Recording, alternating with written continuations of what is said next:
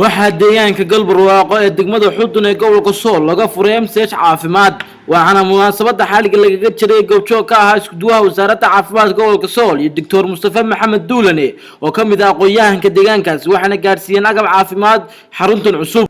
MCH waxaa ka hirgeliyay deegaankaasi dadka deegaankaas iyo wasaaradda caafimaadka ee gobolka sool waxaana la gaarsiiyay agab caafimaad oo dhameystiran waxaan soo gaaray iskuduwihii caafimaadka iyo Xuseen oo kamid ah qaybta balaanka wasaaradda caafimaadka gobolka sool iyo dhammaan shaqaale ka mid tirsan caafimaadka gobolka aad iyo aad baan dhamaantood ugu mahadcelinaa maanta waxaana loo keenay dawadii iyo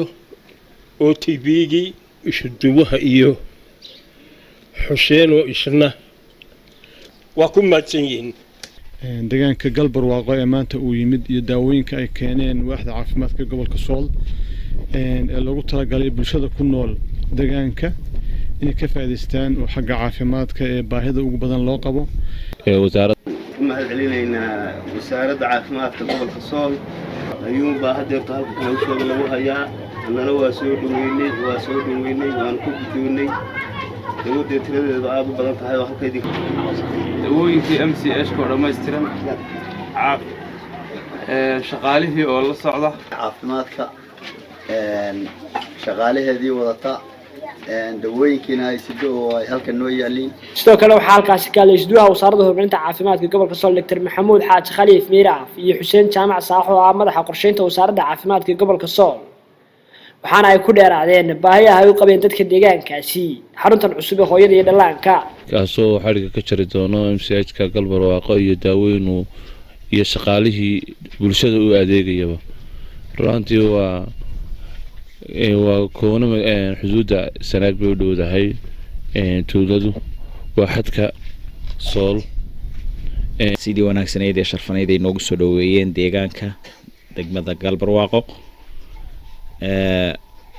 waxaanu ahayn wasaaradda caafimaadka iyo qurba joog u dhalatay deegaanka iyo dhalinyaradii wasaaradda caafimaadka ee bahda wasaaradda caafimaadka waxaanu ka soo kicitinay degmada Laascaanood waxaanu soo gaadhnay xaruntan caafimaadka ee degmada galbarwaaqo oo aanu halkan xariga kaga jarayno maanta runtii waxaan marnaba la hilmaami karin ama aan indhaha laga qarsan karin waxaan wanaagsan ee halkan idinka muuqda waxaa hirgeliyay bulshada ku dhaqan deegaankan ama qurba joog ha noqoto ama qolqol joog ha noqoto waxay hirgeliyeen runtii wax la taaban karo ka u baahan baahidooda caafimaadka in kor loo soo qaado وخضر فارح خضر يا ورقة تفشل يونيفرسال مقالة الله سبحانه waxa ugu dambeyntii hadalka soo gunaanaday Dr. Mustafa Maxamed Duulane oo ku dheeraaday ahmiyadda uu MCH-kan u leeyahay deegaanka galbarwaaqo deegaankan uu kala qayb qaadan lahaayeen xaaladda caafimaad ee ka jirta laakiin wasaaradda gobolka sool ee uu isduwaha ka yahay Maxamuud Xaaji Khaliif waxay mar walba aynu aragnaa oo hadafka saaraysa in deegaanada aan la gaarin la tago waa Farxaan Maxamed Aydiid Bulsho TV Laascaanood.